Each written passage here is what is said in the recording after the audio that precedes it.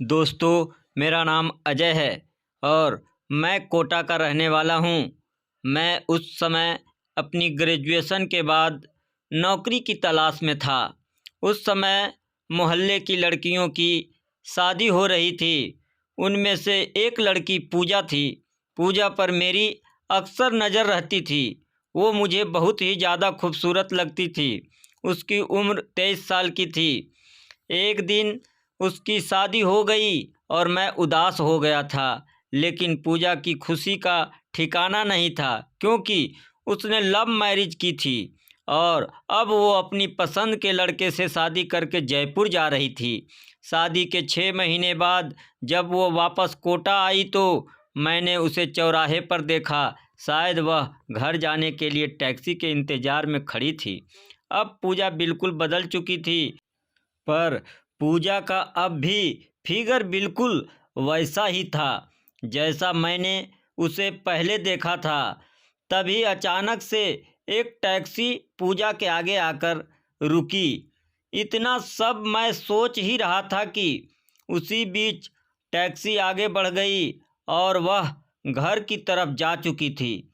लेकिन मैं अब भी रोड पर खड़ा रहकर उसी के बारे में सोच रहा था। दूसरे दिन जब मैं घर से बाजार जा रहा था, उसी बीच पूजा मुझे उसके घर के बाहर दिखी। उसने आगे बढ़कर मुझसे बोलना चाहा। मैं भी उसकी तरफ देखकर मुस्कुरा दिया और ना जाने किस सोच में उसके पास गया तो वो मुझसे जल्दी से बोली, घर में आ जाओ। मैं अंदर आ गया। उसने कहा, बैठो, मैं तुम्हारे लिए नाश्ता लाती हूँ। मैंने उससे पूछा कि अंकल आंटी कहाँ हैं। तब पूजा ने मुझे बताया वो किसी की शादी में अचलपुर गए हुए हैं और 1 हफ्ते बाद लौटेंगे। मैंने जैसे ही उसके मुंह से यह सब सुना तो मेरे दिल में एक मीठी हुक सी उठी। कुछ देर ऐसे ही सामान्य बातचीत के बाद मैं अपने घर आ गया। मुझे आज बहुत अच्छा लगा था। फिर शाम हुई और धीरे धीरे रात भी हो गई। मैं उस समय अपने कमरे में ही था। मेरे कमरे से पूजा का कमरा साफ दिखाई देता है। उस समय पूजा भी सामने वाले कमरे में थी। उसने मुझे देखा और आवाज़ लगाई, आ जाओ, खाना खा लो।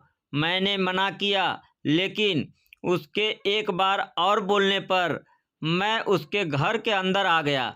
मैंने देखा कि पूजा ने लाल साड़ी पहन रखी थी। हम लोग खाना खाने लगे और खाना खाने के बाद हम पहले के दिनों की बातें करने लगे। मैंने उसकी लव लाइफ के बारे में जानना चाहा तो उसने बताया कि अब उसका पति पहले जैसा नहीं रहा। अब वो उसे समय ही नहीं देता है। ये बताते हुए वो रूआसी हो गई और सर झुकाकर बात करने लगी। हम दोनों काफ़ी देर तक बैठे बात करते रहे। अब रात के लगभग 12 बज गए और पता भी नहीं चला था। मैंने पूजा से कहा, मैं तुम्हें अकेला नहीं छोड़ सकता। वो मुझे देखने लगी। मुझे अजीब सा अनुभव हो रहा था। वो बोली, आज तुम इधर ही सो जाओ। मैंने कहा, हाँ ठीक है, तुम शांत हो जाओ। मैंने उसकी तरफ देखा तो वो हल्की सी मुस्कान अपने चेहरे पर लाती हुई बोली, तुम कितने केयरिंग हो। कुछ देर बाद हम दोनों एक ही कमरे में सोने लगे थे। पूजा ने मुझे उसके पापा के बेड पर सुलाया और खुद नीचे सो गई। कुछ देर बाद पूजा बोली, मुझे नीचे सोने में बहुत डर लगता है। मैंने मन में कहा कि तुम भी यहीं ऊपर सो जाओ ना, तुम्हें डर भी नहीं लगेगा। लेकिन सामने से मैंने कहा, ठीक है, मैं सोफे पर सो जाता हूँ, तुम बिस्तर पर आ जाओ। तब वो बोली, अरे नहीं, तुम सोफे पर क्यों सोओगे, तुम भी मेरे पास यहीं बेड पर सो जाओ। मैंने कहा कि नहीं, मैं सोफे पर ठीक से सो जाऊंगा। वो बोली, अगर मगर छोड़ो और तुम अब ज़्यादा सोचो मत, आ जाओ, इधर ही सो जाओ। मैं उसके पास ही सो गया। 10 मिनट हुए होंगे कि पूजा मुझसे पूछने लगी, सो गए क्या। मैं बोला, नहीं। तो पूजा बोली, हाँ यार, मुझे भी नींद नहीं आ रही है, तुम कुछ अपने बारे में भी बताओ ना। तुम्हारी कोई गर्लफ्रेंड है या नहीं? मैं बोला, नहीं। पूजा, मैं जिसे चाहता था उसकी शादी अचलपुर हो गई है। तब पूजा बोली, क्या तुम मेरे बारे में बोल रहे हो? मैंने सर हिलाकर हाँ कहा। उसने कहा कि क्या तुमने कभी मुझे प्रपोज किया था? मैं बोला, पूजा तुम मुझसे यह क्या पूछ रही हो? वो बोली, हाँ, मैंने तुमसे पूछा कि तुमने कभी मुझे प्रपोज किया है। अब मैं चुप हो गया था क्योंकि वो सही बोल रही थी। तब पूजा बोली, मुझे यह सुनकर बहुत अच्छा लगा कि तुम मुझे प्यार करते थे, तो क्यों ना आज हम एक बार पति पत्नी की तरह समय गुजारे। मैंने कुछ नहीं बोला। मेरे मौन को स्वीकृति समझकर पूजा बोली, मैं कुछ देर में तैयार होकर तुम्हें अंदर बुलाती हूँ। फिर वो चली गई। फिर कुछ समय में पूजा ने तैयार होकर मुझे आवाज़ लगाई, मेरे कमरे में आ जाओ अजय।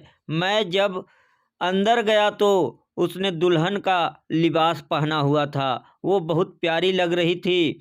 फिर मैंने पूजा को एक पत्नी की तरह प्यार दिया और उस रात हम दोनों स्वर्ग के आगोश में खो गए। और पूजा भी बहुत दिनों बाद ऐसा समय पाई थी, तो उसने भी इस समय का भरपूर उपयोग किया।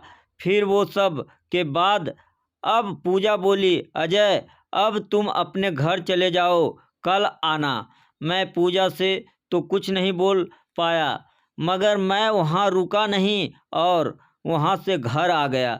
लेकिन मुझे पूजा का एक रात का साथ बहुत ही अच्छा लगा और मेरे दिल की सारी तमन्ना भी पूरी हो गई थी। दोस्तों, यह कहानी आपको कैसी लगी कमेंट के माध्यम से हमें ज़रूर बताएं और ऐसे ही कहानी सुनने के लिए हमारे चैनल को लाइक और सब्सक्राइब ज़रूर करें। धन्यवाद।